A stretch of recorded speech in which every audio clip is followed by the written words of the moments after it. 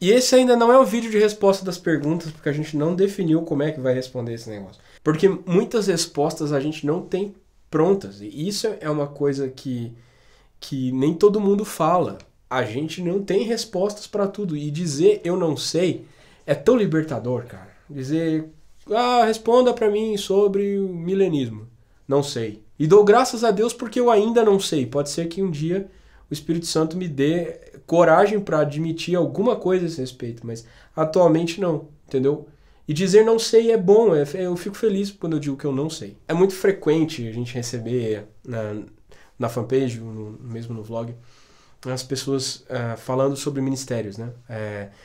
Você pode orar pelo meu ministério, ou eu queria saber qual é meu ministério, queria que Deus me dissesse qual é meu ministério, ou você pedindo para Deus, Deus me dá um ministério, né? Tem muitas orações assim, eu tenho escutado muito esse tipo de oração, e pessoas me pedindo, Davi, ora pelo meu ministério. A verdade é que não tem erro nenhum, eu acho, em você orar dessa forma.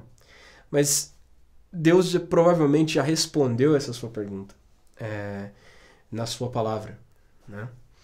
E você ainda não entendeu muito bem o que é um ministério, e é por isso que talvez Deus já respondeu e você não sabe o que ele respondeu, ou você não conseguiu compreender a resposta dele. Alguém convenceu o cristianismo, eu vou dizer o cristianismo brasileiro, tá? Mas pode ser que seja mundial, eu tô falando da minha experiência. Alguém convenceu o cristianismo brasileiro que Deus só age por meios miraculosos. Se Deus agiu de maneira miraculosa uma vez, todas as vezes agora ele precisa agir dessa forma, porque Deus é um Deus de milagres. Cara, Deus é tão bom em fazer milagres que ele pode até não fazer. E muitos milagres que Deus faz são naturais. Você não considera a vida um milagre? Um bebê nascendo? Eu sou pai de 2 crianças, essas crianças são milagres. Só que são milagres que nasceram de forma natural. Essa nossa imaginação de que Deus sempre vai ter que responder de uma maneira estrondosa e fazer você tremer, que não sei o que e tal. Cara, isso te afasta tanto de compreender Deus e de conhecer Deus de verdade, né? Porque Deus, ele responde de maneira simples às vezes, de maneiras naturais às vezes. E nessa questão de ministério não é diferente. Ministérios não são coisas sobrenaturais ou especiais demais ou destacadas demais, não. O ministério é uma coisa normal e natural na vida de um crente. Ok, áudio?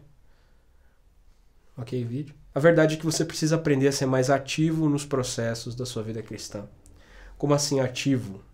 O crente está muito acostumado a receber, né? A esperar que Deus faça, que Deus fale, que Deus haja, que Deus... Mas a verdade é que Deus já agiu, já fez, já batizou você com o Espírito Santo, já te deu poder, já te deu autoridade, e tudo isso no momento que você creu em Cristo, porque uma vez que Cristo entrou no seu espírito e passou a viver em você, você tem o poder do Filho, você também é filho, mas você não usa esse poder. Por quê? Porque você fica esperando algo sobrenatural, algo miraculoso acontecer.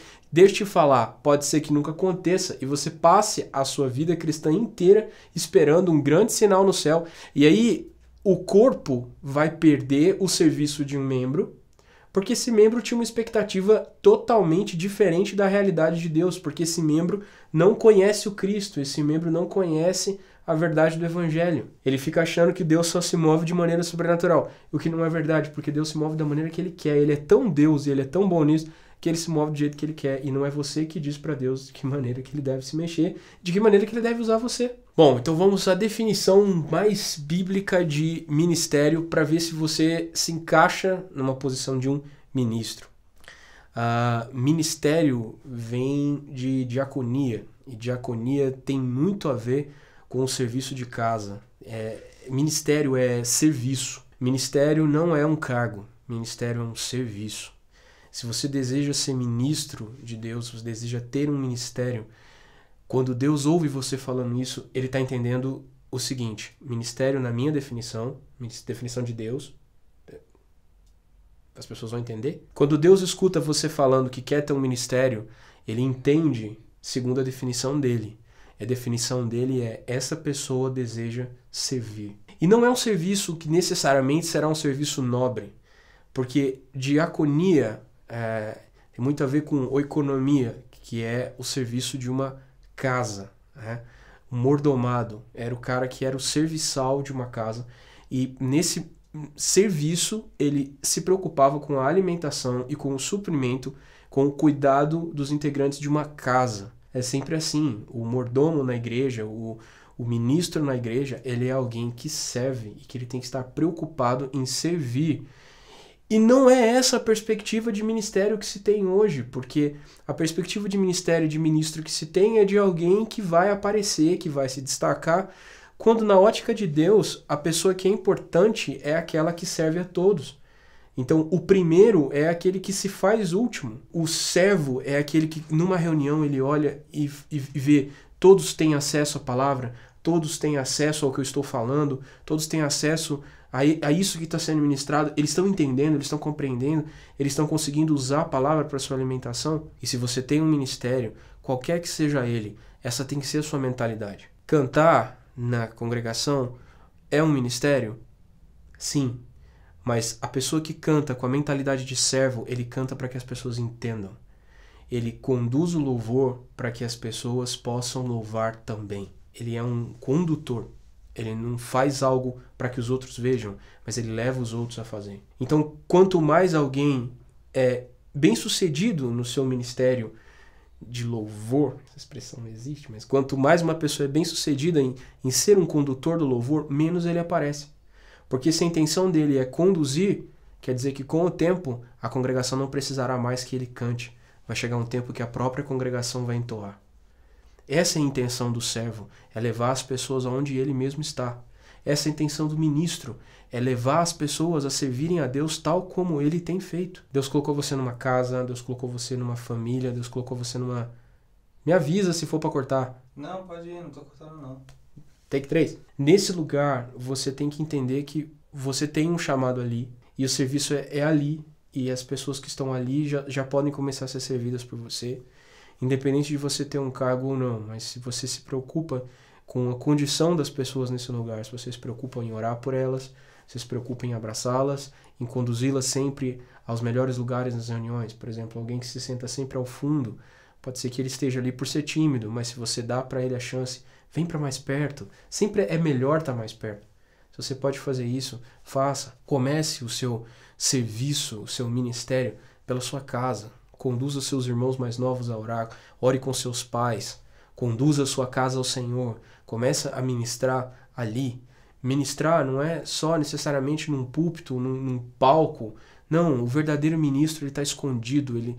A comunidade do verdadeiro ministro ela já aprendeu a se mover. Quando alguém exerceu com precisão o seu ministério, ele desaparece porque todos os membros estão servindo junto com ele. E a questão é que o servo, ele não tem horários, ele não tem direitos, ele nunca se considera uma prioridade, ele sempre está fazendo em favor dos outros. Por quê? Porque ele foi escravizado pelo evangelho, porque essa é uma obrigação? Não, porque ele se fez servo. Durante um tempo eu tive um conflito entre ser servo de Deus e ser filho de Deus.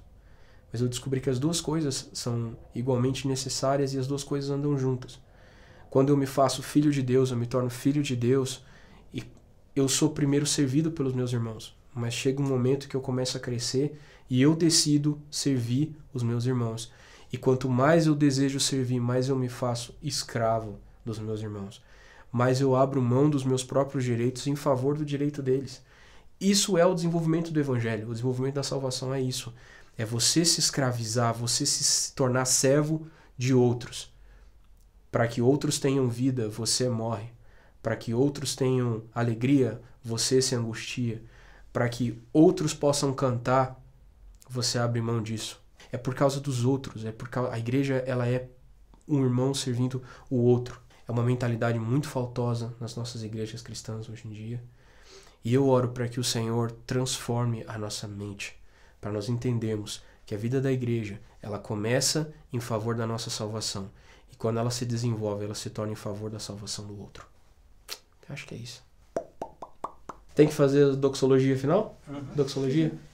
Fazer a doxologia. Doxologia final, que é a bênção de Deus, as consolações do Espírito. Não, a doxologia final aqui é, se você gostou desse vídeo, você pode compartilhar ele no seu Facebook, no seu, sei lá, nas suas redes sociais, para ajudar a compartilhar esse conteúdo, a dividir esse conteúdo com as pessoas.